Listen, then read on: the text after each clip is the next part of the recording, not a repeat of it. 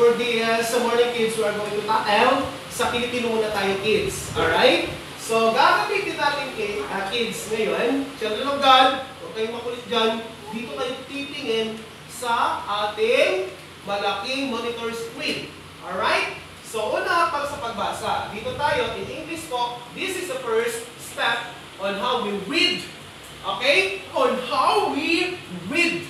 Okay? Gamit ang Marongko approach. Ito yung gagamitin natin. Okay? Yung Marongko approach. Ibig sabihin, from the beginning tayo. Okay?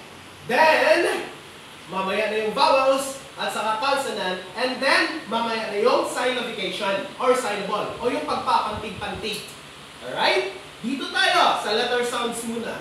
Hopefully, kids, hopefully, mayroon kayong matutunan dito. Alright? Dito na kayo. Okay, sir.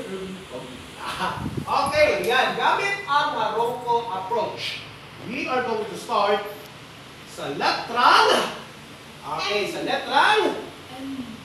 Alright. Ito na. Letrang. Okay, letrang M. Okay. Ano ba ito? Ano ba pag-sounds natin ng letrang ito? Sige. Ready?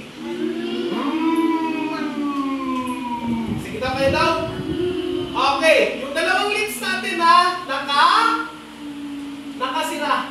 Okay, dito. Ganun na. Okay, letter M. Ganun na. Mama. Kaya daw, mama. Sige po ka. Hurry. Mama. Okay, sige. Unahin ko dito. Sige, unahin ko tawagin. Jimenez. Tayo, Jimenez. Sounds ng letter M. Okay, very good. How about yung landas? Tayo. Oh, tayo, isoino. Oh. Ayan. Yes po, Marquis. Tayo. Sige, anong sounds nito? Ayan. Ayan. Ganda guwapo, ha? Kagaya ko guwapo.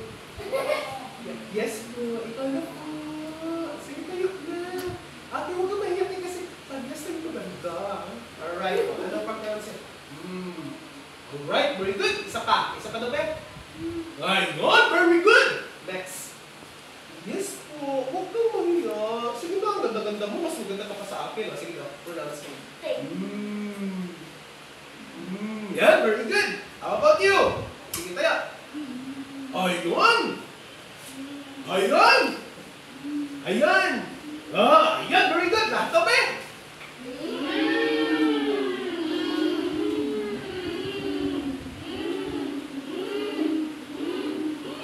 Okay, very good.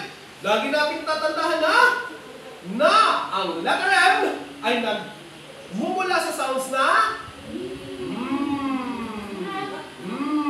Mama Mia! Mama! Saan si Papa? Alright. Okay. So, ilang letter na gabi yung natutunan natin ngayon, mga kids? Ilang letter? Isa. Anong letter yan? Ano yung na yan? Okay, very good. Ano? Okay, very good. Letter? Okay, very good. So, pupunta na naman tayo sa susunod. Ayan! Ano to? Ano letter yan? Ano? Anong sounds na S? Oh, yun, parang snake. Okay, sige. Ibig sabihin nun, nakapiit yung tongue natin doon sa ngalangalan natin. Dito. Ganun na. Dito napit sa right teeth. Tapos, hungaw gamay. No? Naihungaw gamay na makagawas ang hangin. Alright. Sige na, kayo doon lahat. Ayun, very good. Sige, ito daw. Walang sounds ha, walang pito. Walang ganon. Alright? Huwag mo tapos yung bunganga ko is 2 in a row. Para makita ko. Sige daw. Sige, kayo doon lahat. Ayan, very good. Nakatutpras lang lahat? Okay, hindi man mabaho, right? Sige. Ladies first na lang tayo. Ayun, gano'n na. Ay, gano'n. Sige. Sige. Unahin lang natin, girls, kaya mahihain. Yes! Tayo! Tayo! Yan, very good! Yan! Ayan! Ikaw. Ikaw. Sige na, mag-isa na. Kahit nakaupo ka lang. Sige. Okay, very good. Next. Ayan.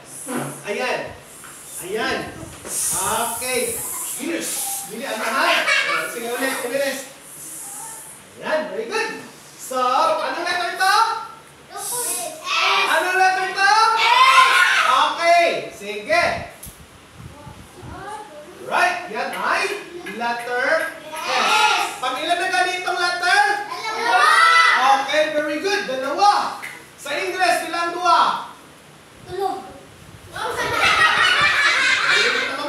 Pila? 2. Di ba? Oh, 2. Yan. Sige. Ilang minutes na po? Ilang minutes na? 6. 6. Hanggang 8 lang ha. Sige. Next.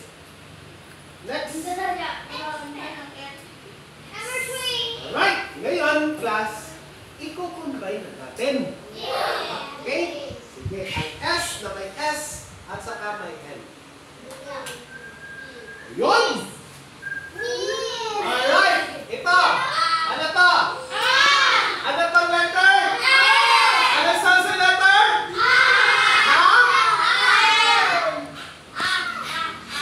Ganun lang, palakihin mo. Tapos dito lang sa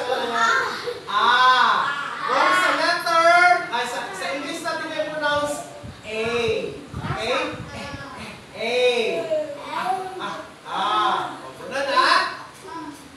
Nakahin lang yung bunganga natin. Then ito. Okay. Ito, malaking. Malaking. Okay, ito, maliit. Okay, ito. Okay, ito. Okay, sige.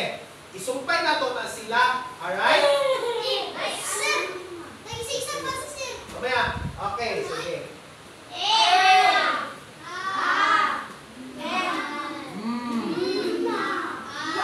Okay. Ano yung aso? Okay, ano? Okay, very good. Okay? Okay. Okay, ulit. Okay, very good. Sige.